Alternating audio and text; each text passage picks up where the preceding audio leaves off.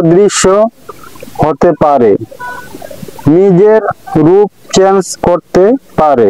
তারা মুহূর্তের মধ্যে দেশের এক প্রান্ত হতে আরেক প্রান্ত যেতে পারে। তারা মানুষের মনে ভয় সৃষ্টি করতে পারে।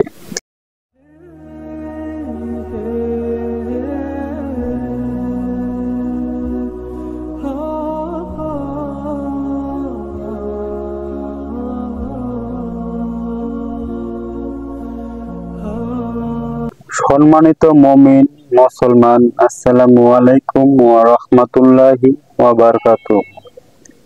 আপনারা দেখতেছেন জিন ও জাদুর চ্যানেল, সঙ্গে আছি আমি মোহাম্মদ জসিমউদ্দিন। তো আজকের আলোচনার বিষয় হলো যে যারা জিন নিয়ে চিকিৎসা করবেন বা তাদের জন্য এসব বিষয় অনেক জরুরি, সেই বিষয় নিয়ে আলোচনা করব ইনশাআল্লাহ। তো আলোচনা শুরুর আগে সবাইকে বলে রাখি, যারা জিন জাদু নিয়ে চিকিৎসা করবেন অথবা তাদের এই বিষয়গুলো জানা অনেক জরুরি, তাই পুরো ভিডিওটা না টেনে দেখবেন, তাহলেই আপনাদের কাজে আসবে। না হলে আপনারা অনেক সমস্যায় পড়তে পারেন। তো চলুন আমরা আলোচনার দিকে এগিয়ে যাই। তো আলোচনা শুরুর আগে সবাইকে বলে রাখি, যারা নিয়মিত ইসলামিক ভিডিওগুলা বা জিন শয়তান খনাস ইবলিস এগুলোকে যারা তাড়ানোর জন্য যারা আমল করতে চান, তারা আমার চ্যানেলটিকে সাবস্ক্রাইব করে রাখবেন।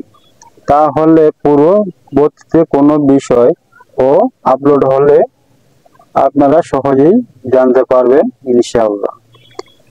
তো সম্মানিত বন্ধুগণ, আমরা যারা পৃথিবীতে চলাফেরা করি বা যারা এখনো বেঁচে আছি, তারা কিন্তু জীবনে চলতে ফিরতে অনেক সমস্যার সম্মুখীন হই। তবে তার মধ্যে জাদু টোনা, বান, কুফরি ইত্যাদি অন্যতম।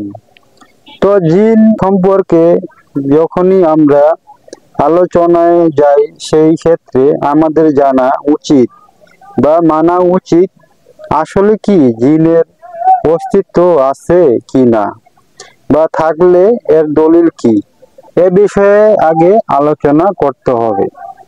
তো আমরা সকলে জানি ইবলিস শয়তান সে জিন। সেই ইবলিস শয়তান মহান রব্বুল আলামিন আল্লাহ পাকের আদেশ অমান্য করেছেন, সে কারণে তাকে জান্নাত থেকে বের করে দিয়েছেন। এটাই হচ্ছে জিনদের মেন সর্দার, সে হচ্ছে ইবলিস শয়তান। তারা আল্লাহ পাক সুবহানাহু ওয়া তাআলার সূরা জারিয়ার 56 নং আয়াতে বলেছেন যে আমি জিন ও ইনসানকে সৃষ্টি করেছি শুধুমাত্র আমারই ইবাদতের জন্য।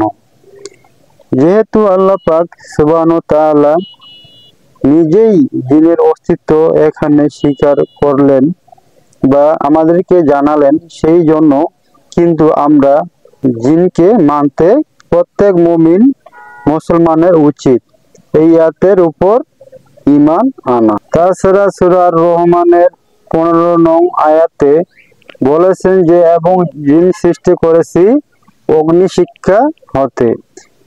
এই যে দলিল আমি দিলাম, এক কাট্যভাবে প্রথম প্রমাণ করে যে জিনের অস্তিত্ব আছে। তো জিনের চিকিৎসা করতে গেলে প্রাথমিক অবস্থায় কোন কোন প্রসেসগুলো মানে চলতে হবে, এবং আমি ধারাবাহিকভাবে এই বিষয়গুলো আপলোড করব ইনশাআল্লাহ, যদি আপনারা আমাকে সাপোর্ট করেন। আপনারা যারা জিনের চিকিৎসা করতে যাবেন, কে সর্বপ্রথমে আপনাদের শরীর বন্ধ করে নিতে হবে।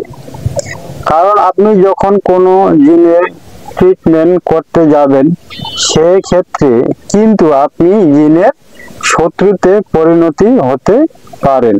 কারণ এক জিন, সে চালান জিন হোক বা নর্মাল জিনে হোক, তাকে আক্রমণ করলে আপনি বস্তু রোগী যখনই কারো চিকিৎসা করতে যাবেন, আল্লাহর কোরআনের মাধ্যমে ঝাড়ফুঁক করতে যাবেন, সেই ক্ষেত্রে কিন্তু আপনি জিন তার শত্রুতে পরিণতি হবেন।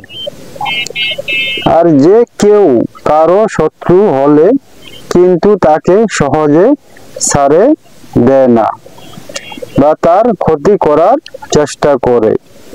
এজন্য আপনাদের সকলের জানা উচিত নিজের নিরাপত্তা নিশ্চিত করা।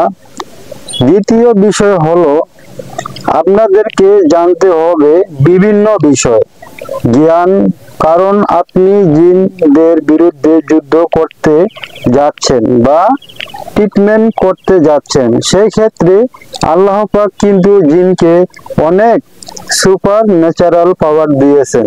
তার মধ্যে হলো তারা অদৃশ্য হতে পারে, নিজের রূপ চেঞ্জ করতে পারে, তারা মুহূর্তের মধ্যে দেশের এক প্রান্ত হতে আরেক প্রান্ত যেতে পারে, তারা মানুষের মনে ভয় সৃষ্টি করতে পারে। এগুলো কিন্তু আল্লাহ এই শক্তি তাদেরকে দিয়েছেন। যদিও আল্লাহ পাক তাদেরকে এই পাওয়ার গুলো দিয়েছেন, তবুও কিন্তু আল্লাহ পাক সুবহানাহু ওয়া তাআলা মানুষকে শ্রেষ্ঠতম হিসেবে সৃষ্টি করেছেন এবং শ্রেষ্ঠ মর্যাদা দান করেছেন। তবুও তারা যেহেতু অদৃশ্য, কারণ প্রকাশ শত্রুর সঙ্গে যুদ্ধ করলে জিতে যায়, কিন্তু গোপন শত্রু বা পিছনে থেকে যারা আক্রমণ করে অথবা দৃশ্যহীন শত্রুর সঙ্গে যুদ্ধ করাটা কিন্তু অনেক কষ্ট হয়ে যায়। সেক্ষেত্রে আপনারা অনন্ত সতর্ক থাকতে হবে যে তাদের সঙ্গে মোকাবেলা করতে গেলে আপনাদের অনেক কিছুর জ্ঞান রাখতে হবে।